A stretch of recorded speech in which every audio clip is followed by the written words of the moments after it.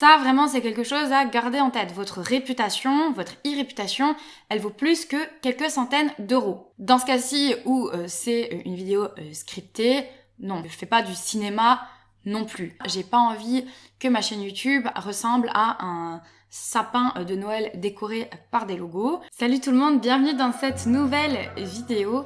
Aujourd'hui, je vais vous parler de placement de produits. Je sais que ce mot, ces derniers temps, il a pas vraiment la cote.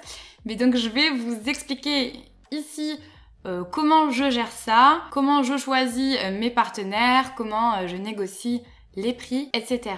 Je m'appelle Elisabeth et j'ai une chaîne YouTube que j'ai lancée il y a environ 2 ans et demi sur l'apprentissage du français. Sur cette chaîne, je fais des collaborations avec des marques depuis environ 9 mois. Même si je n'étais pas totalement étrangère à cet univers parce que je travaillais déjà dans la communication et dans le marketing, c'est vrai que quand on arrive sur YouTube, on débarque dans un univers un peu parallèle où on a plein de choses à apprendre, que ce soit dans les codes, dans la manière de gagner de l'argent par exemple. Donc on apprend en réalité un tout nouveau métier. Je sais qu'il y en a beaucoup qui ont soit peur de se lancer, soit qui se sont lancés mais qui ne savent pas trop comment gérer cet aspect des collaborations avec les marques.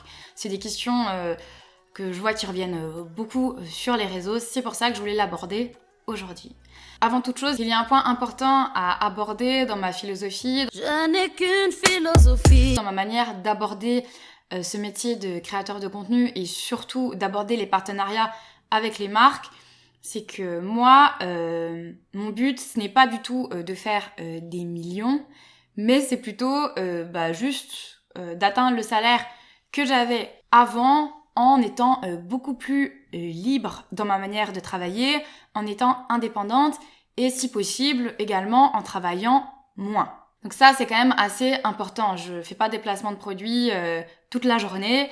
Donc ça, c'est quelque chose de très important, mais je vous en parlerai un peu plus tard. Alors, le premier point, c'est vraiment le choix des partenaires. Il y a vraiment quelque chose qui me tient à cœur et pour moi, c'est un peu la base. C'est que mon e-réputation, et donc ma réputation par extension, valent beaucoup plus que quelques centaines ou quelques milliers d'euros. Pour moi, ça c'est vraiment quelque chose de capital que tous les créateurs de contenu ou influenceurs devraient avoir en tête quand ils commencent à faire des partenariats avec des marques, des placements de produits. Sur le moment, vous allez peut-être gagner quelques centaines ou milliers d'euros, mais sur le long terme, si vous faites un partenariat avec une marque frauduleuse, on va dire, ou même une marque qui va arnaquer les consommateurs, ça va vous poursuivre pendant de nombreuses années et sur le long terme, ça va vous fermer des portes de partenariat avec des très belles marques.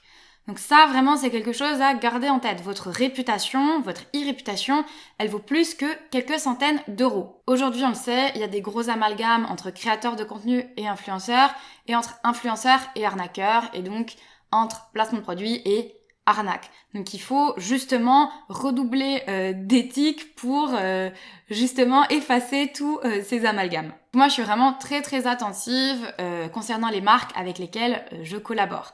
Mais je vais vous expliquer plus en détail, ça va bien sûr au-delà de juste refuser des partenariats avec des marques frauduleuses. J'en refuse d'autres et je vais vous expliquer pourquoi. La plupart du temps, ce sont les marques elles-mêmes qui me contactent. Donc moi, je travaille dans une niche qui est l'apprentissage du français.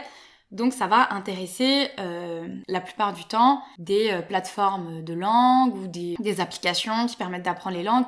Donc naturellement, ça va plutôt intéresser des marques ou des entreprises de ce secteur, ce qui est logique. Donc les bonnes pratiques pour moi, déjà, quand une marque me contacte, systématiquement, je vais voir ses avis Google, ses avis sur Trustpilot, ses avis dans l'App Store par exemple, si c'est une application.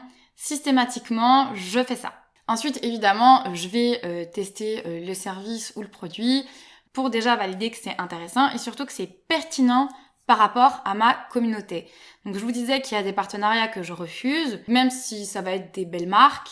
Si je trouve que ça n'a rien à voir avec l'univers dans lequel j'évolue, je vais pas forcément avoir envie d'accepter. Par exemple, il y a une marque de bijoux qui m'avait contactée.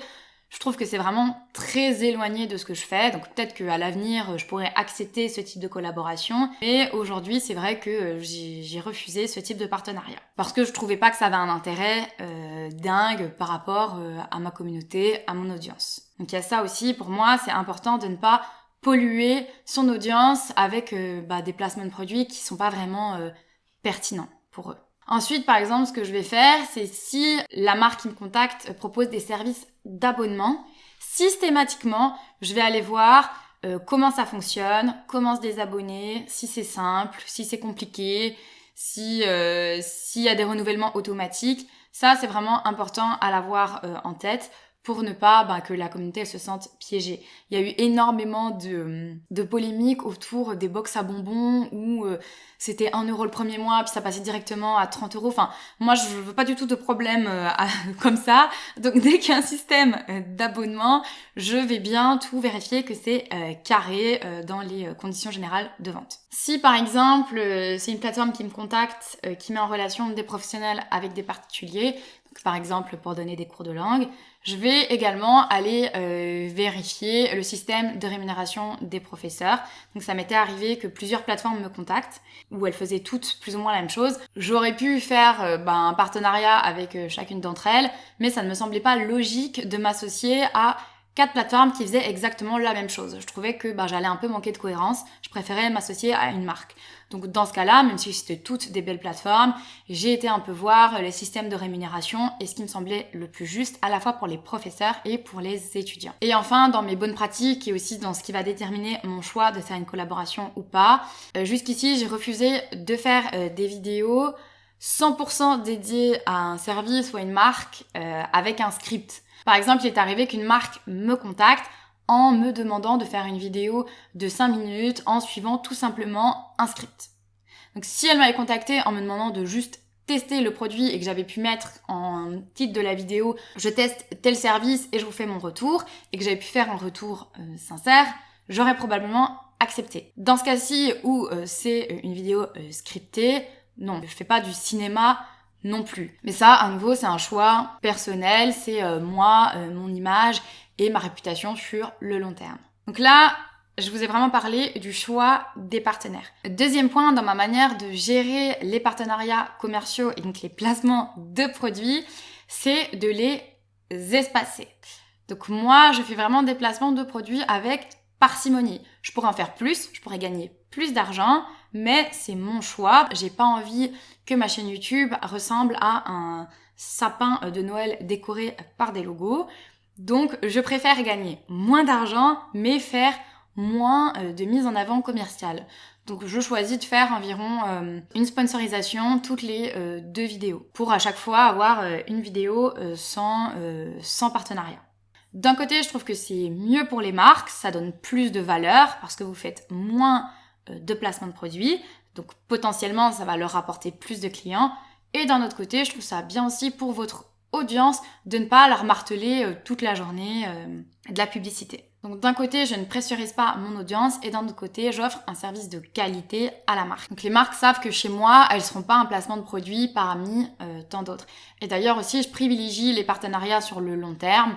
Donc il y a des partenaires avec qui j'ai déjà fait 4 vidéos et ça me semble cohérent. Donc la marque devient quasiment un sponsor de la chaîne et plus uniquement d'une vidéo par an. Le 13e point, il concerne le prix de ces partenariats commerciaux. Alors déjà, premièrement, il faut comprendre quelque chose, c'est quand vous faites ce type de collaboration sur YouTube, et c'est probablement le cas sur les autres plateformes aussi, mais ici je vous parle de ce que moi je connais, les marques peuvent vous proposer de vous rémunérer en fixe, en affiliation ou de manière hybride. Donc en affiliation, ça signifie que vous allez être payé au prorata de ce qui est vendu via un code promo ou via un lien que vous allez mettre dans la description. Donc hybride, c'est une partie de fixe et une partie de variable. Me concernant, pour l'instant, je n'ai accepté que des collaborations avec une rémunération fixe. Pour moi, c'est essentiel en tout cas d'avoir au moins une partie de fixe parce que le travail que vous allez fournir, certes, il y a la partie vente qui va être visible donc sur le site de la marque, mais il y a aussi, l'air de rien, un gros travail de notoriété. Donc il se peut que quelqu'un voit votre vidéo, peut-être qu'il va pas acheter tout de suite, il va peut-être en voir une deuxième, il va dire ah oui j'ai déjà vu quelqu'un qui avait parlé de ça, et peut-être que seulement après il va passer à l'achat. Donc pour moi il y a une partie de notoriété qui doit obligatoirement être rémunérée. Quand des marques viennent me voir et me disent ah nous on rémunère en affiliation, je dis désolé, moi je ne fais que du fixe. Après ça, c'est vraiment libre à chacun, mais je trouve que, bon déjà, je vais vous parler de la partie, pour moi, notoriété, qui reste importante, mais aussi un autre point à prendre en compte, c'est qu'avec RGPD, la validation des cookies, tout ça, ça devient plus compliqué de traquer. Donc si vous mettez un lien dans votre description vers la marque, c'est moins fiable qu'avant, ce n'est pas sûr qu'on arrive à traquer qu'elle vient bien de vous, il y a de la déperdition. Pareil, si c'est un code promo, comme je vous disais, peut-être qu'il ne va pas l'utiliser directement, qu'il va ensuite voir une autre vidéo et utiliser le code promo d'une autre personne, voire pas de code promo. Mais à nouveau, ça, c'est mon choix. Je pense qu'il y a des influenceurs qui préfèrent travailler en affiliation. Peut-être qu'en réalité, ils gagnent beaucoup plus que moi. Ça, je peux pas vous dire. Concernant les marques qui travaillent à 100% en affiliation, aussi, je trouve ça assez injuste parce qu'elles ne prennent aucun risque. That's not fair. Pour moi, le risque, il doit être au moins partagé des deux côtés. Donc, ça veut dire que si elle paye que au prorata, peut-être que l'influenceur, il va avoir beaucoup travaillé, fait quelque chose de qualité, mais que ça va plus ou moins bien marcher, ou voire pas marcher du tout, ce n'est pas juste non plus. Son travail doit être rémunéré, ce n'est pas au créateur de contenu de supporter tous les risques. Et d'ailleurs, la plupart du temps, même si les marques viennent vers moi en me disant qu'elles ne font que de l'affiliation, on finit toujours par trouver un terrain d'entente. Alors, concernant vraiment la négociation et le prix que vous donnez, moi, j'ai aussi une règle, c'est que je ne baisse jamais le tarif que j'annonce. Je trouve que c'est important d'être ferme, dans le sens où si vous commencez à faire diviser par 5 le tarif que vous avez annoncé, ça donne pas forcément l'impression que vous croyez en la valeur de votre travail. Donc pour moi, c'est vraiment important de définir un tarif que j'estime juste. Donc si j'estime que ce tarif est juste, il n'y a aucune raison à ce que je le descende. Donc ce tarif, bien sûr, vous l'établissez en fonction du marché. Donc ça, il faut se renseigner un peu sur les prix qui sont pratiqués sur YouTube. Ensuite, en fonction de votre audience, évidemment, de la taille de votre communauté et surtout de son ciblage. Par exemple, si vous êtes sur une audience qui est vraiment niche, comme c'est mon cas, puisque a priori, toutes les personnes qui me suivent veulent apprendre le français, c'est une audience assez niche. Les marques savent ce qu'elles viennent chercher quand elles viennent chez moi. Par contre, si vous faites du divertissement et qu'une marque qui vend du thé va venir chez vous, elle n'est pas sûre et certaine que l'audience va être intéressée par le thé. It's just not my cup of tea. Donc une audience qui va être très niche, elle va avoir plus de valeur qu'une audience un peu générale. Et donc ça se rémunère aussi. Donc je vous ai dit le marché, l'audience, si votre audience est une niche ou pas, mais également la valeur que vous donnez à votre travail. L'investissement créatif que vous mettez, par exemple, c'est quelque chose d'important qui a une valeur. Donc je vous disais que je ne baisse pas mon tarif, par contre, évidemment, j'ai des axes de négociation et c'est 100% normal, toutes les marques n'ont pas les mêmes budgets. Donc par exemple, ce que je vais faire, si je vois que la marque est un peu réticente parce qu'on ne se connaît pas encore très bien, ce que je propose, c'est qu'il y ait une partie qui soit rémunérée à la publication de la vidéo et ensuite une autre partie qui me soit rémunérée si la vidéo atteint un certain nombre de vues. Donc ça, le nombre de vues, on va le définir ensemble. Ce que je peux proposer aussi, par exemple, c'est de faire une promotion dans une vidéo YouTube et également un TikTok en parallèle. Ou bien de faire un relais sur Instagram ou une apparition de la marque dans ma newsletter. Donc je vais proposer des choses complémentaires. Mais par contre, je ne baisse pas mon prix annoncé. Surtout, comme je vous disais, je fais très peu de placements. Donc j'ai ça aussi à mettre en valeur, de montrer qu'ils ne seront pas un placement de produit parmi 1 milliard. Sur cette négociation, c'est important aussi pour moi de pouvoir avoir confiance en la marque avec laquelle je vais collaborer. Par exemple, ça m'est déjà arrivé que des marques, en fait on le sent tout de suite, essayent un peu de profiter des créateurs de contenu. It's not nice, guys. De profiter de leur naïveté ou de leur arrivée récente sur les réseaux en leur proposant vraiment des tarifs complètement hors marché dans le sens très très bas. Moi, ça m'est déjà arrivé qu'on me propose quasiment 10 fois moins que des tarifs marché.